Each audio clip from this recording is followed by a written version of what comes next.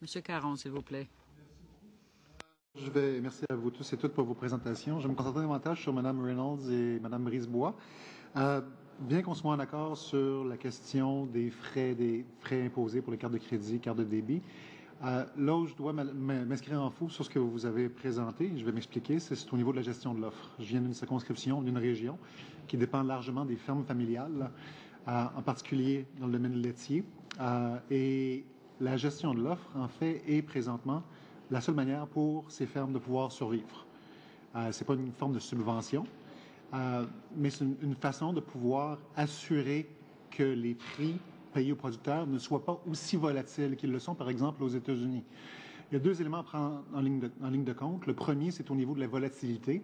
Aux États-Unis, si on a vu une période entre 2006 et 2008 où les prix, en l'espace de quelques mois, ont quasiment doublé au niveau du lait et diminué par la suite d'environ 75-80 %, ce qui rend la possibilité pour les fermes familiales, ou ce qui rend très difficile la possibilité de planifier pour les fermes familiales.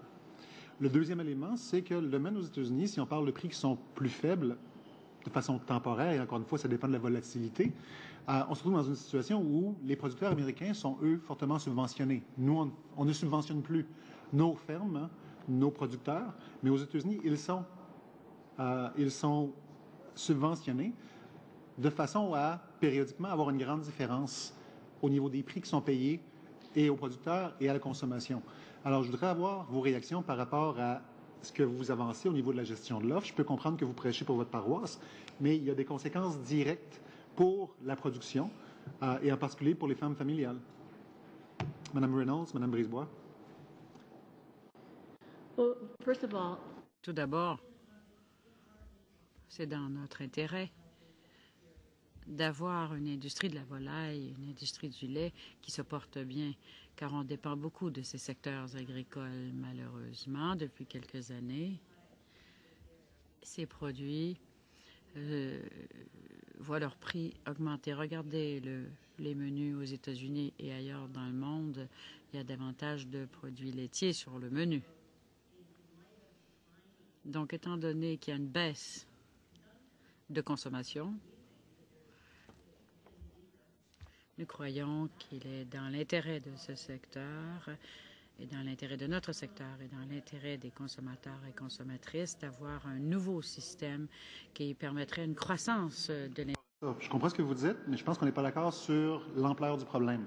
Vous connaissez probablement les chiffres qui sont avancés par l'Association des producteurs de lait du Canada, comme quoi, au niveau de ce que les restaurateurs obtiennent pour le prix d'un verre de lait, le producteur lui-même n'obtient qu'environ 9 %.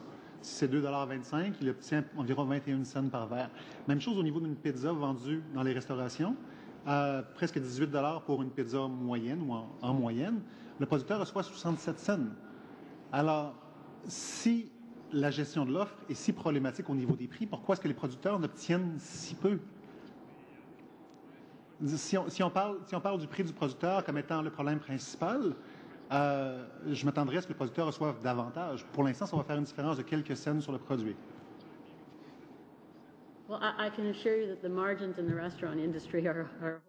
Vous savez, dans notre industrie, ce n'est pas comme dans l'industrie laitière. Si c'était si avantageux pour les restaurants d'avoir cela à leur menu, pourquoi est-ce qu'il y en a de moins en moins dans les menus? Pourquoi est-ce qu'on essaie d'offrir une pizza sans fromage, par exemple? On considérait que c'était de l'or. Alors pourquoi? Oui. Les prix américains sont soutenus par le fait que les agriculteurs sont subventionnés. Ici, ils ne le sont pas. Si on élimine la gestion de l'offre, oui, vous allez avoir des prix à la baisse pour vous, mais oubliez les fermes familiales, ça disparaît, là, parce qu'on ne peut plus concurrencer avec les États-Unis. Alors, j'aimerais savoir comment est-ce que vous pouvez concilier vos demandes avec l'existence des fermes familiales. Briefly, Ms. Reynolds, and then Ms. Brisebois, if you want to comment on. Soyez bref, s'il vous plaît.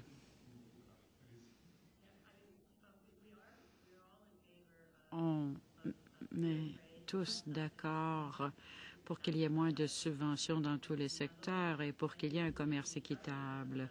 Mais c'est les gouvernements qui subventionnent c'est pas le gouvernement qui subventionne la volaille et le lait, ce sont les consommateurs. Il y a donc un genre de programme de subvention ici. Ça prend moins de subventions et davantage de libre-échange pour tous les produits agricoles.